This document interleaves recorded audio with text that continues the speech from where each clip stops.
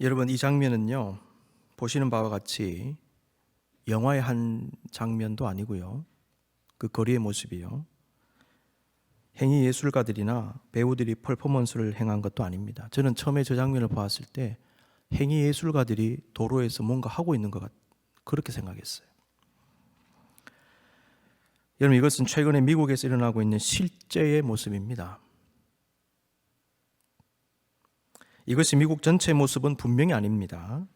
안타깝게도 이건 역시 미국의 일부라는 것을 인정할 수밖에 없습니다.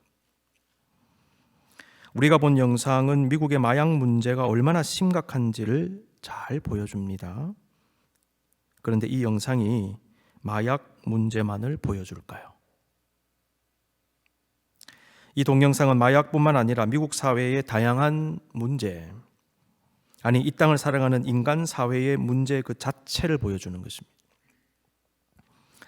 영상 속의 사람들의 인생이 저런 모습으로 추락하기까지는 중독 문제를 포함해서 다양한 요인들이 같이 작용했을 것입니다.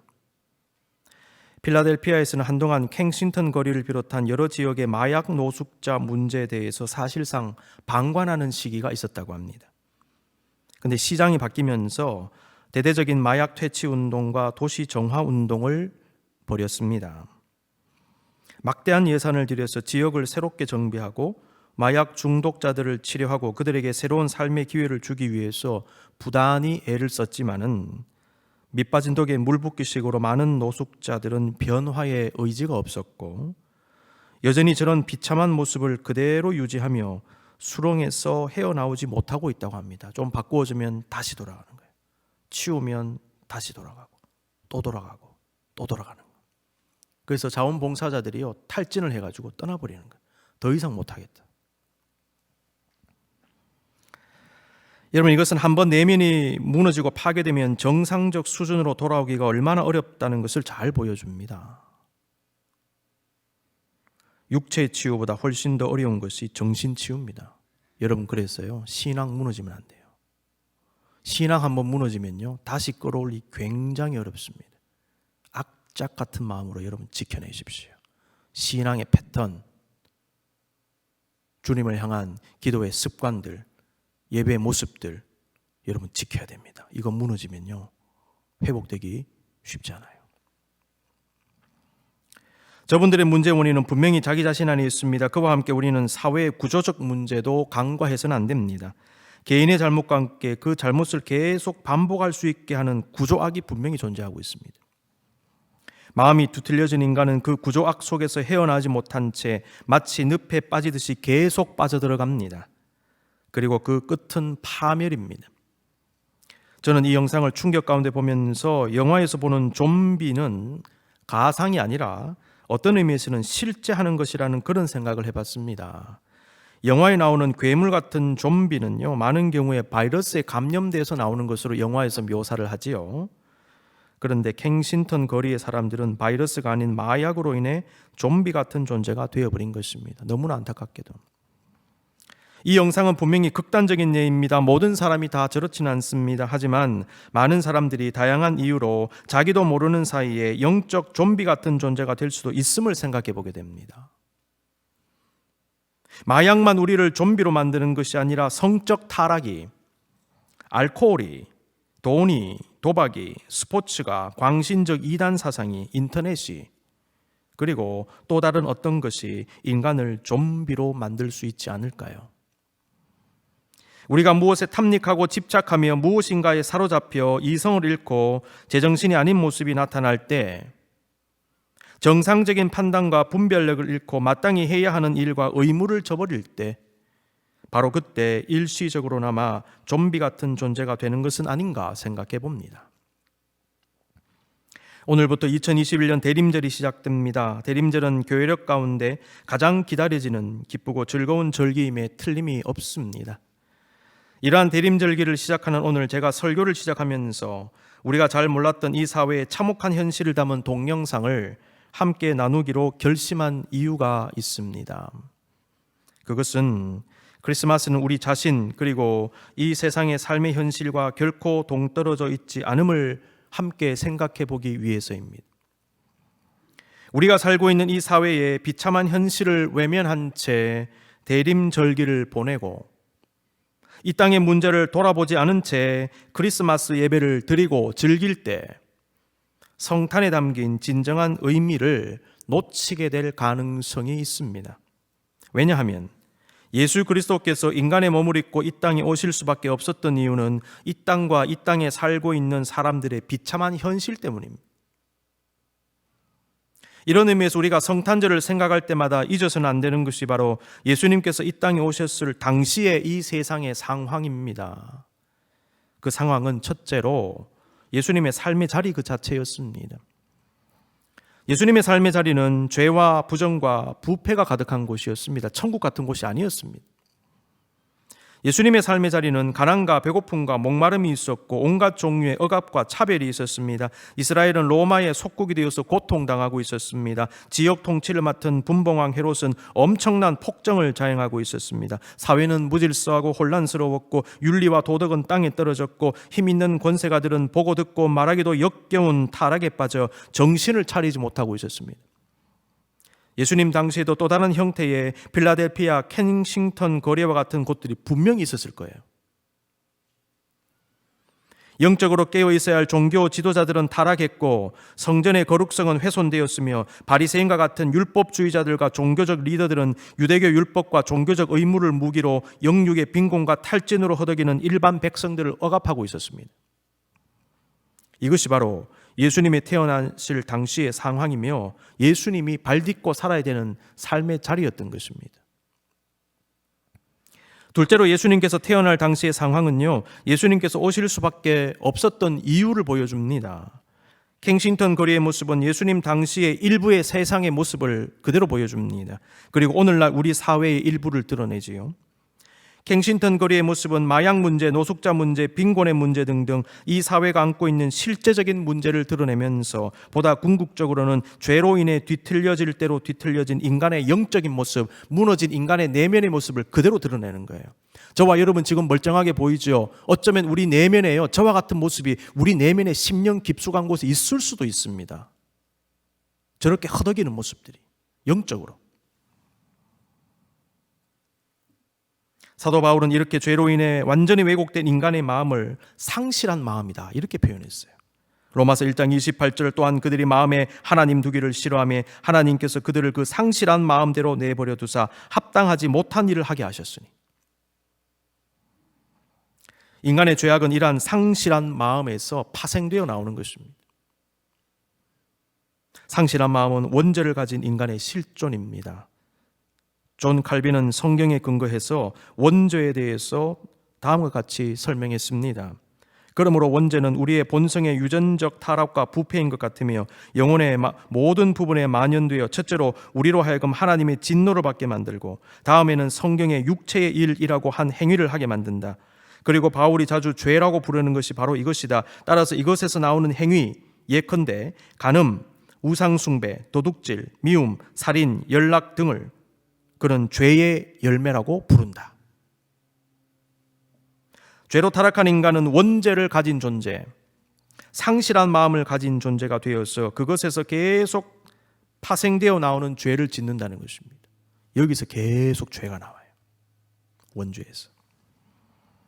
예수님께서 태어나신 BC 4년경이나 그로부터 2025년이 지난 지금이나 별반 차이가 없는 인간 현실 속에서 우리는 또다시 성탄을 맞이하고 있습니다. 그때는 거의 모든 사람들이 예수님이 오신지도 모르는 상황에서 성탄을 맞이했지요. 극소수만 알았어요. 지금은 거의 모두가 크리스마스가 무슨 날인지 아는 상황에서 우리는 성탄을 맞이하고 있는 것이 차이점입니다. 우리가 기다리는 예수 그리스도는 우리의 존재와 삶과 동떨어진 예수 그리스도가 아니라 우리의 현실 속에 오신 예수 그리스도, 그리고 우리와 이 세상의 근본적 문제를 해결해 주시는 예수 그리스도이십니다. 바로 이 점이 우리로 하여금 우리가 기다리는 예수 그리스도가 도대체 누구이신가를 생각하게 하는 것입니다. 우리가 기다리는 예수 그리스도는 지금 우리가 그리고 이 세상이 안고 있는 문제들을 해결해 주시는 구원자이십니다. 그러한 예수 그리스도를 기다리는 사람들은 그렇다면 어떤 사람들일까요? 그들은 무엇이 진짜 문제인지, 다시 말해서 문제의 본질을 알고 있는 사람들이라고 말할 수 있어요. 누가복음에는 너무나 힘든 삶의 현실 속에서 인내하며 묵묵히 기도하는 가운데 메시아 탄생을 기다리던 인물들이 기록되어 있지요. 그들은 세례 요한의 부모인 제사장 사가랴와 그의 아내 엘리사벳, 메시아를 보기 전에는 죽지 않으리라는 성령의 지시를 받은 의롭고 경건한 시므온, 그리고 결혼한 지 7년 만에 남편과 사별하고 이후 84세가 될 때까지 성전에서 금식하고 기도하면서 메시아를 기다린 안나라는 사람입니다. 사가랴와 시므온과 안나의 공통점이 있어요. 첫 번째로 이들은 하나님의 말씀을 붙잡았습니다.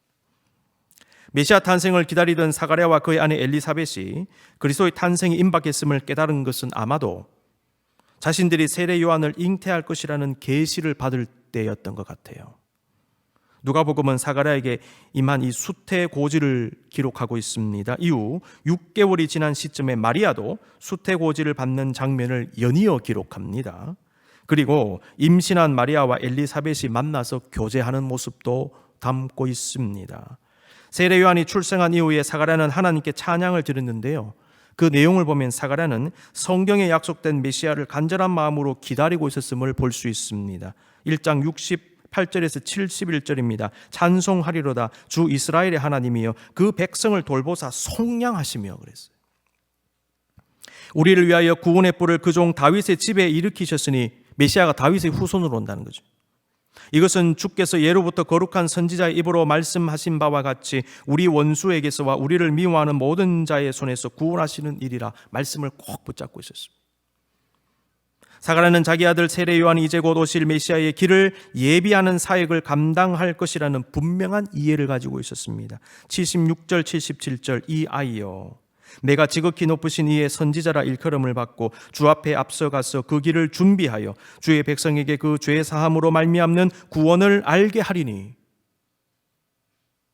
사가랴는 성경의 예언을 믿었을 뿐만 아니라 세례 요한이 메시아의 길을 준비하는 사명을 감당할 것이라는 천사의 메시지도 그대로 받아들입니다. 1장 17절 그가 또 엘리야의 심령과 능력으로 주 앞에 먼저 와서 아버지의 마음을 자식에게 거스르는 자를 의인의 슬기에 돌아오게 하고 주를 위하여 세운 백성을 준비하리라. 천사의 말을 받아들이죠. 시므온은 어떠한가요? 누가는 시므온이 어떤 사람인지를 먼저 소개합니다. 2장 25절 26절 예루살렘에 시므온이라 하는 사람이 있으니 이 사람은 의롭고 경건하여 이스라엘의 위로를 기다리는 자라. 성령이 그 위에 계시더라. 그가 주의 그리스도를 보기 전에는 죽지 아니하리라 하는 성령의 지시를 받았더니 그랬습니다. 여러분, 이스라엘의 위로를 기다렸다는 것은 구원자 메시아를 갈망하고 있었다는 거죠. 말씀에 근거하여 기다리고 있었습니다. 성령님은 그에게 그리스도를 보기 전까지 죽지 않을 것이라고 말씀했습니다.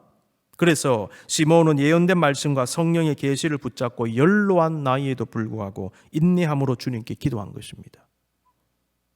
연로한 나이이십니까? 여러분 지금 무엇을 붙잡고 계십니까? 말씀 붙잡으십시오. 안나 역시 하나님 말씀을 붙잡은 사람으로 나타납니다. 누가는 안나가 성전에서 기도하러 갔다가 아기 예수를 만난 일을 짧게 기록합니다. 2장 38절 마침 이때 나와서 하나님께 감사하고 예루살렘의 속량을 바라는 모든 사람에게 그에 대하여 말하니라. 자, 예루살렘의 속량을 바라는 사람은 누굴까요? 메시아의 구원을 바라는 사람들이지요. 안나는 그들에게 아기 예수가 바로 성경에 예언된 메시아다 이걸 증거한 거예요. 말씀을 꼭 붙잡고 있었습니다. 여러분, 이 세 사람이요 세속의 흐름에 휘둘리지 않았던 이유, 척박한 육신의 삶 속에서 느끼는 인간적 고단함을 극복한 이유, 신앙의 순결을 지킬 수 있었던 이유는요 사람들의 소리 듣지 않고 하나님 말씀 붙잡았기 때문입니다. 사가랴의 경우를 보면 천사를 통해 계시를 받을 때 그의 믿음이 조금 부족했던 것으로 나타나요. 당시 나이가 많았던 사가랴와 엘리사벳에게는 사실 자녀가 없었습니다. 아마도 그들은 자녀를 출산하는 것을 포기하고 있었던 것 같습니다. 이제 나이가 다 많아졌기 때문에. 그런데 갑자기 엘리사벳이 임신할 것이라는 말을 들을 때 사가랴는 믿을 수가 없었습니다. 그래서 하나님은 세례 요한을 낳을 때까지 사가랴에게 일시적으로 언어 능력을 가져가셨어요. 1장 20절 보라 이 일이 되는 날까지 네가 말 못하는 자가 되어 능히 말을 못하리니 이는 내가 내 말을 믿지 아니함이거니와 때가 이르면 내 말이 이루어지리라 하더라. 하나님은 불신하는 사가랴에게 믿음을 가지라는 의미에서 말을 못하게 하심으로 하나님의 계시는 확실하다는 것을 알려주신 것 같아요. 네가 내 말을 믿지 아니하느냐? 네가 일시적으로 말을 못하리라. 네가 말을 못하는 그 상황 속에서 내 말을 믿으라. 상당한 메시지가 있죠, 여러분. 그 다음에 비밀이 새 나가지 않게 하기 위해서 일시적으로 언어장애를 주신 것 같아요. 비밀을 지켜야 된다. 핵심은 무엇입니까? 온전히 믿고 받아들이지 못하는 사가랴로 하여금 말씀을 믿게 하셨다는 거예요. 때때로 하나님께서 우리에게 꽉 움직이지 못하게 하시고 막히게 하시고 뭔가 제어장치를 주시는 것은 다 이유가 있습니다. 여러분 그때요 너무 답답해하지 마시고 기도하십시오. 하나님 왜 이렇습니까? 무슨 목적이 있습니까? 왜 이렇게 막히지요? 왜 이렇게 답답하지요? 꽉 쪼여 있지요? 하나님 알게 해주세요. 여러분 기도해 보십시오. 우리가 적박한 삶에서 승리하려면 믿음을 지키고 마음의 평정심을 지키려면 하나님 음성 듣고 말씀을 붙잡아야 합니다. 바로 그때 다른 것들이 우리의 심령을 장악하지 않게 될 것이며 우리 자신을 지켜낼 수 있을 것입니다. 이와 함께 중요한 것이 있습니다. 이들이 말씀 통하여 예수님을 알았다는 것이죠. 그렇습니다. 말씀은 주님을 알게 합니다. 둘째로 이 세 사람은요 성령 안에서 깊이 기도하며 기다렸습니다. 본문에 나타난 세 사람은 모두 성전에 거한 사람으로 나타나고 있지요. 사가랴는 제사장으로서 성전에서 사역할 때에 천사를 만난 거예요. 시므온도 성전에서 아기 예수를 만났는데 그가 그날 성전에서 예수님 가족을 만난 것은 그날만 성전에 간 것이 아니라 늘 성전에서 기도하는 습관을 쫓아갔기 때문입니다.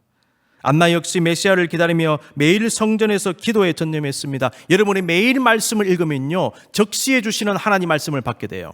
여러분이 중단 없이 기도하시면요 적시에 주님의 음성을 듣게 되는 것입니다. 그러므로 중단하지 마십시오.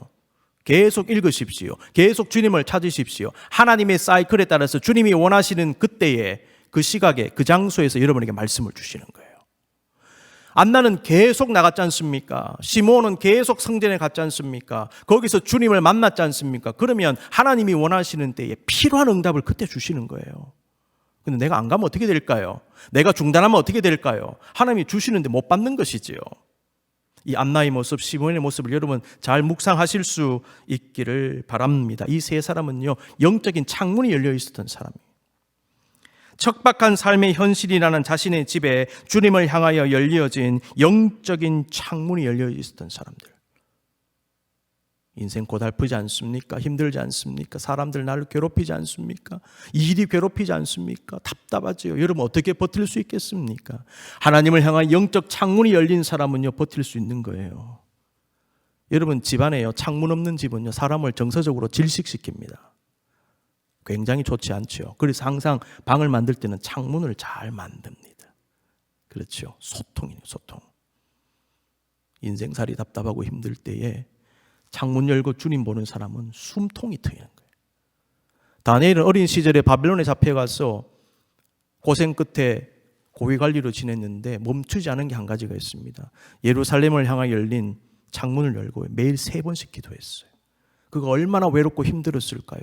버틸 수 있는 힘이 무엇인가? 그 창문 열고 기도하는 거예요. 여러분이요, 여러분에게 그 창문이 있습니까? 여러분 숨 쉴 수 있는 영적인 숨 쉴 수 있는 창문이 있으십니까? 그 창문 열고 주님을 만나셔야 돼요. 그렇지 않으면 여러분 질식합니다. 이들이 이 세 사람은요 모두 그런 영적인 영혼의 창문이 있었던 사람들입니다. 깊이 기도하고 주님을 만났어요. 세 번째입니다. 그리스도께서 주시는 구원을 갈망한 사람들입니다. 세례 요한이 태어난 후에 사가랴가 부른 찬양, 그리고 아기 예수를 안고 부른 시몬의 찬양은 모두 메시아를 통한 구원을 찬양한 것입니다. 누가복음 2장 29절에서 32절, 주제여 이제는 말씀대로 종을 평안히 놓아주시는도다. 내 눈이 주의 구원을 보았사오니 이는 만민 앞에 예비하신 것이요 이방을 비추는 빛이요 주의 백성 이스라엘의 영광이니이다 하니. 안나 역시 아기 예수를 만난 후에 하나님께 감사하고 예루살렘의 속량을 바라는 모든 사람에게 아기 예수를 증거했지요. 그 말은 자기도 예루살렘의 속량을 바라고 있었다는 것, 구원을 갈망하고 있었다는 것입니다. 여러분, 그런데요, 이 하나님의 구원에 대한 갈망은 당시 구원받아야 하는 세상의 모습이 어떠했는가를 알게 합니다.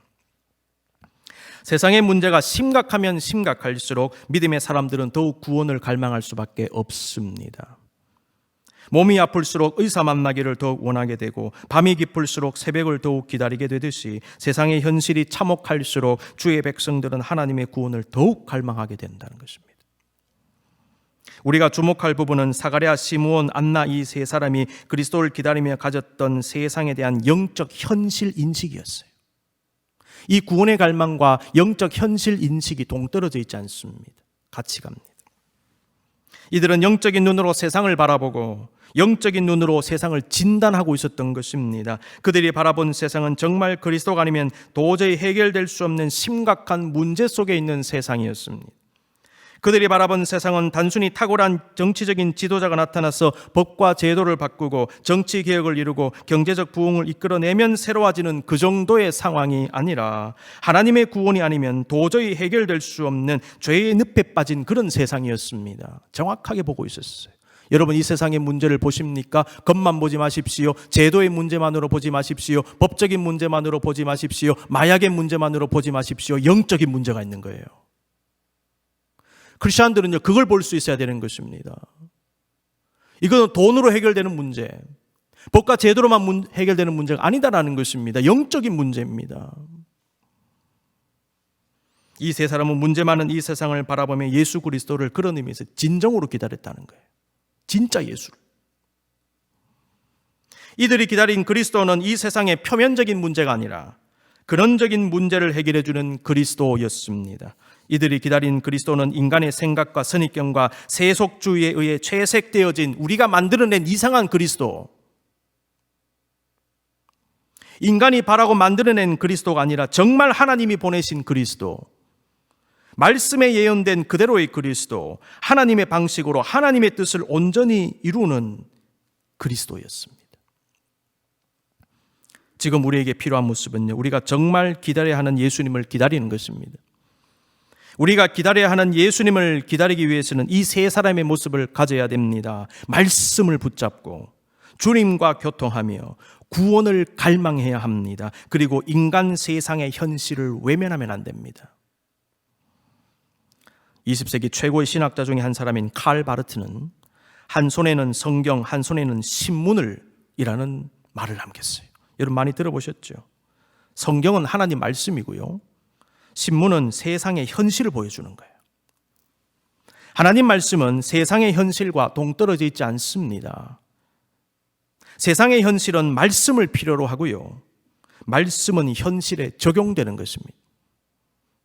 성도는 그런 의미에서 세상을 알아야 됩니다. 세상의 좋은 모습은 물론이거니와 이 세상의 참혹한 상황, 정치, 경제, 사회, 문화, 종교적 영역을 제대로 볼 필요가 있다는 것입니다. 세상의 현실을 보면 이 땅에 주님께서 왜 오셨는지를 알게 돼요.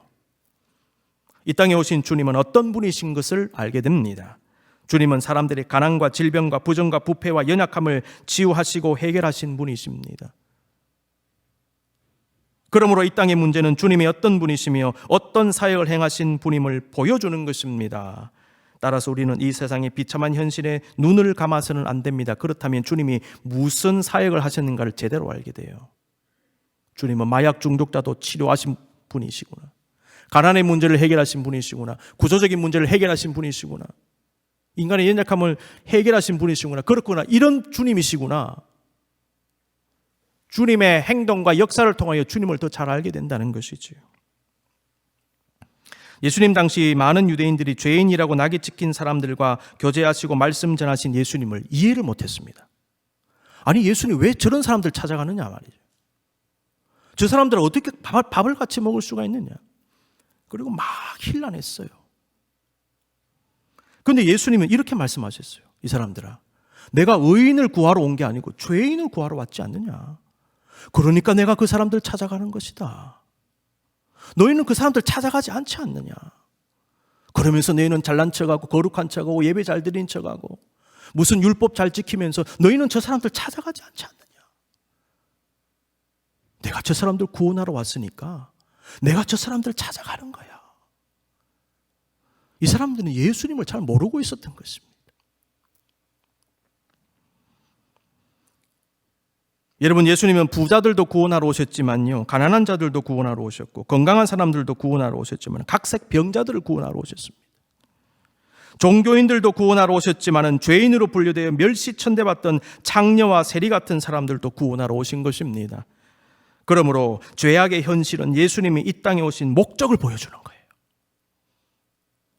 우리가 저 영상을 제가 보여드린 이유가 있는 것입니다. 그렇구나, 주님은 저 사람들 때문에 오셨구나. 죄악의 현실은 우리가 기다리는 예수 그리스도가 누구인가를 알게 하는 것입니다. 우리가 이렇게 예수 그리스도를 제대로 알게 될 때 일어나는 현상은요, 예수님께서 찾아가신 사람들을 더 잘 보게 된다는 거예요. 예수님 분명히 이해하는 사람은 예수님이 찾아가신 사람들을 향해 가지셨던 예수님의 마음을 비로소 품게 되는 것입니다. 그리고 우리는 저 사람들을 위해서 무엇을 할 수 있을까를 생각하게 돼요.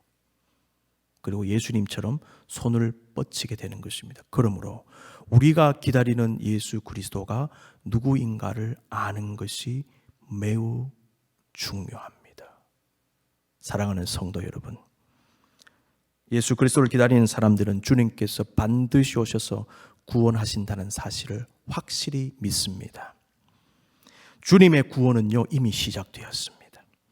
우리가 할 일은 나 자신의 문제와 우리 사회와 이 세상의 문제를 주님께 올려드리면서 사가랴와 시므온과 안나와 같이 말씀을 붙잡고 내 영혼의 창을 열고 인내함으로 기도하고 세상의 구원을 갈망하는 것입니다. 여러분 기억하십시오. 주님은 반드시 오셔서 우리를 구원해 주십니다. 여러분의 개인의 문제를 구원해 주시고 해결해 주십니다. 갱싱턴 거리 같은 문제도 하나님이 해결해 주실 것입니다. 주님은 반드시 오셔서 우리를 구원해 주십니다. 2021년 대림절을 은혜 가운데 보내며 영적 승리를 얻기 원하시는 여러분 모두에게 우리 주님의 크신 은총이 오늘도 함께 하시기를 간절히 기원합니다.